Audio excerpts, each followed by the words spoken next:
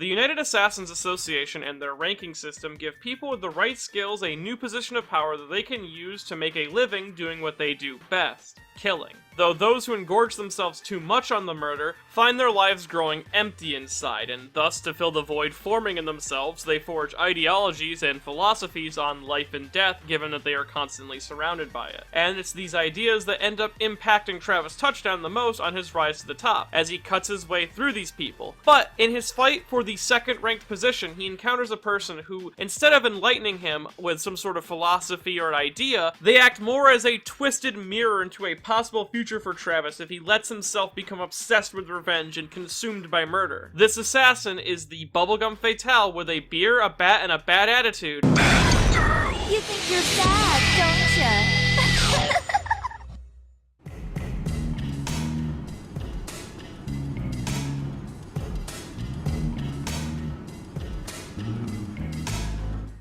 Bad Girl, also known as Charlotte Birkin, was the second-ranked assassin in the UAA, until her encounter with Travis Touchdown in No More Heroes 1, where during their fight she was impaled with a beam katana and began to bleed out. But in her dying state, she wanted to fight till the bitter end. She smashed Travis with her bat and began to pummel him like she did all of her other opponents, until he forfeited, and in celebration of her false victory, she succumbed to her injuries, dying on top of Travis, alongside awarding him the title of second-ranked assassin. Though he wouldn't know it at the time that this death would come back to bite him in his isolation during the events of Travis Strikes Again: No More Heroes. As Bad Girl's father, Badman, would hunt down Travis in revenge, and the two would fight before being sucked into the Death Drive Mark II. Though while inside the game, the two forge a truce of some sorts, where they will both work together to collect the 6 death balls to hopefully wish Bad Girl back from the dead. Though before we get too into that, we should discuss the meaning and origin behind both her name and her design. Bad Girl, or Charlotte Birkin, has quite a few references packed into both her names. Let's start first with her actual name, that being Charlotte Birkin. Starting first with the Charlotte portion of the name, which could carry a double meaning with it. First, of course, you have what a Charlotte is itself, as it is a pretty-up French dessert, which plays quite well with her sweet Lolita fashion sense. But her name could also be in reference to Charlotte Gainsbourg, the daughter of Jane Birkin and Sergei Gainsbourg, two very talented and well-respected musicians who, while married, produced a plethora of diverse music from jazz, chanson, yay, rock, funk, reggae, or even electronica. They were very well-renowned and very talented.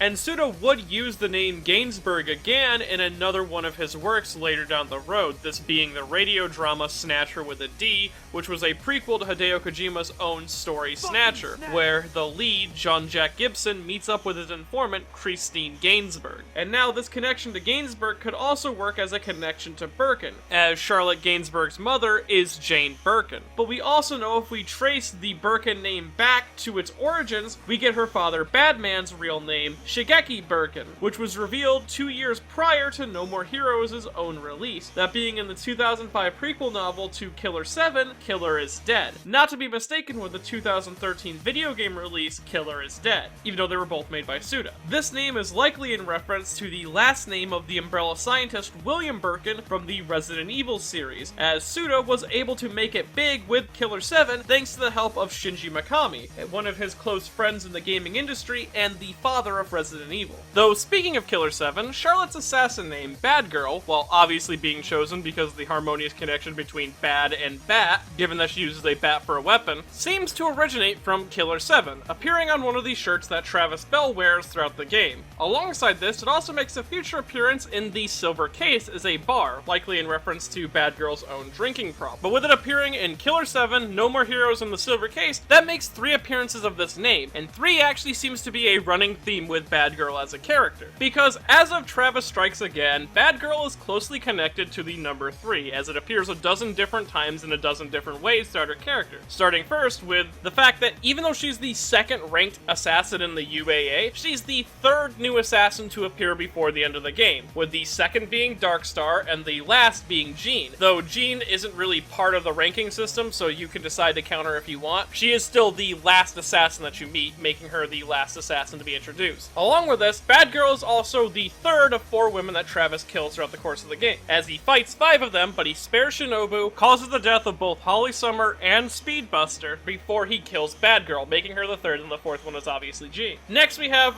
printed on her gloves the number 33, which we know isn't her father's number since her father wears his uniform when he works as an assassin, and that has a big 7 on it, so it likely holds a significance to her that we don't understand. Along with this, with her revival in Travis Strikes Again, she is the third person to come back from the dead in No More Heroes lore, the first being Let's Shake and the second being the Destroy Men, and this happens in the third canon game in No More Heroes as well. It also takes place 10 years after the events of the original No More Heroes, when Charlotte died when she was 23, making her revived as a 33-year-old in a 23-year-old body. So there's just this endless string of 3s. We even see that in the opening cutscene of Travis Strikes Again, there's a photo of her wearing a sports uniform with the number 33 on it as well. And this photo assumedly comes from a more peaceful and normal time for both Badman and Bad Girl, as he carries it around with him, as the way he speaks about it implies that it's from before her transformation into Bad Girl, which we know was a gradual change over time, as long before either Charlotte or Shigeki were part of the underworld, they were a normal family. Now, as Badman describes it himself, his relationship with his wife was a lot of fucking around, until Charlotte was born and he began to calm down, as he wanted to raise her right, taking time to teach her things such as how to wield a bat when she was around 4 or 5. And this connection to sports during her childhood, and likely her only parental figure that was around being Badman,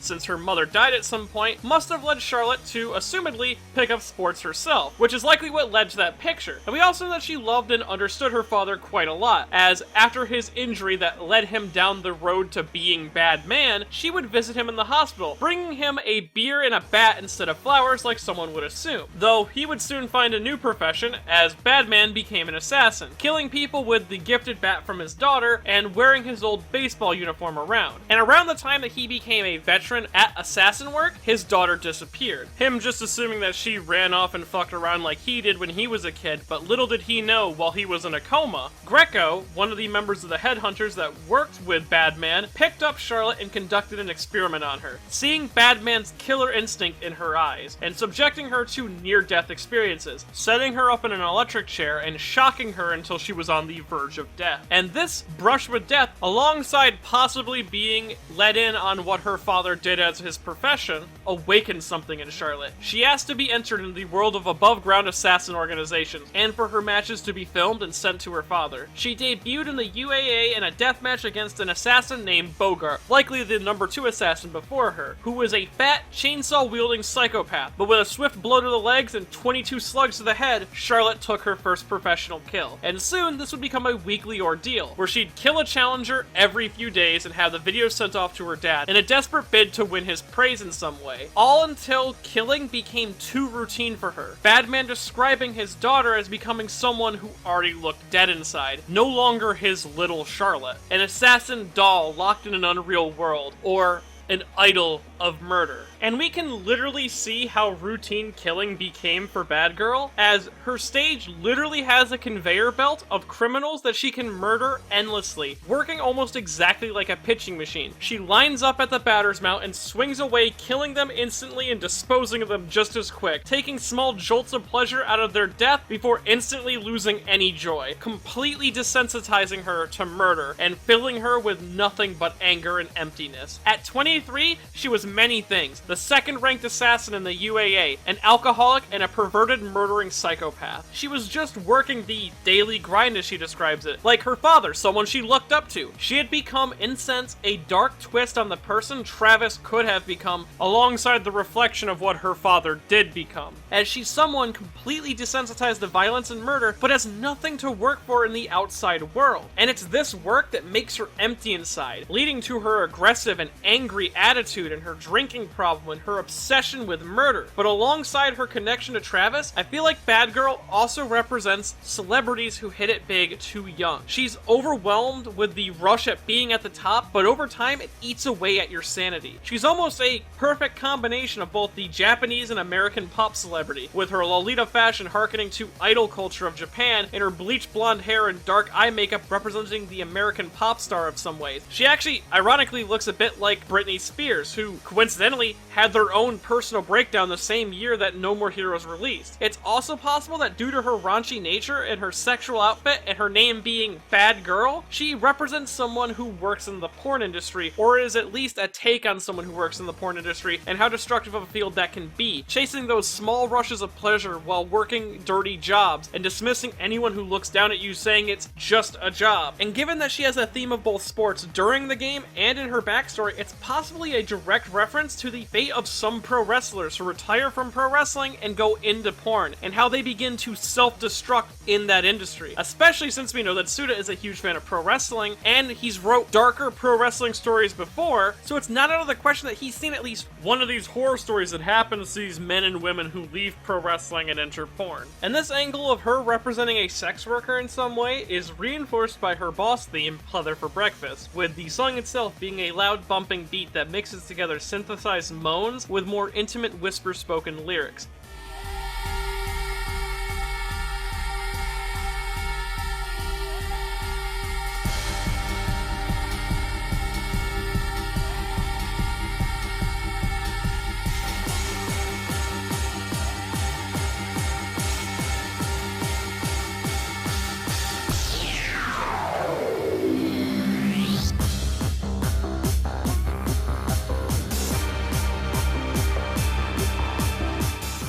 Giving off this feeling of you at a nightclub or a strip club and getting intimate with one of the girls. And then you mix that in with what the lyrics actually say, things like,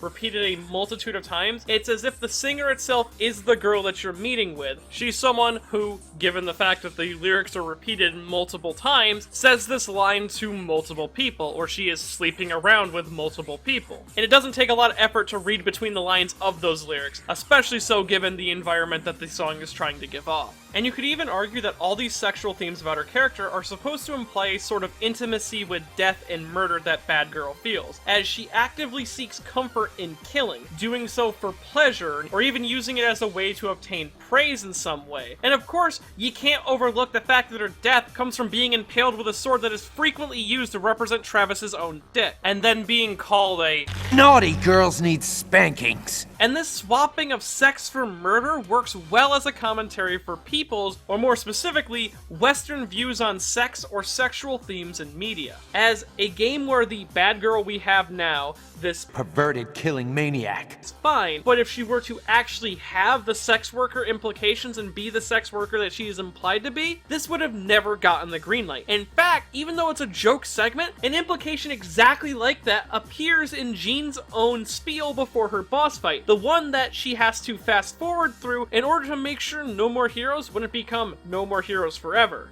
Knowing I had nowhere to go, he took advantage of me. Ever since I can remember, he molested me. And Western themes being focused on in No More Heroes isn't out of the question for Suda, as not only did he say that the Western release of No More Heroes is the intended version of the game with all the blood, gore, and violence that's in it, but he's known to cater to Western audiences before. Though with her death and the video of her fight being sent to her father, Badman began his quest for revenge, and during the events of Travis Strikes Again, Travis and Badman would collect all 6 death balls, and Badman would get his wish to bring his daughter back from the dead. Though because one of the death balls that they got was a counterfeit, Charlotte wasn't returned in her full form. She came back as Bad Dog. And while shocked and angry at first, Badman couldn't lie that having her in this dog-like form made him a bit nostalgic, as he had to take care of her again. She felt like the little kid he hadn't seen in so many years. And even though Bad Dog didn't seem to retain any of her memories as Bad Girl, she did retain her instincts, as she loved Badman and hated Travis, angrily growling at him whenever he approaches her.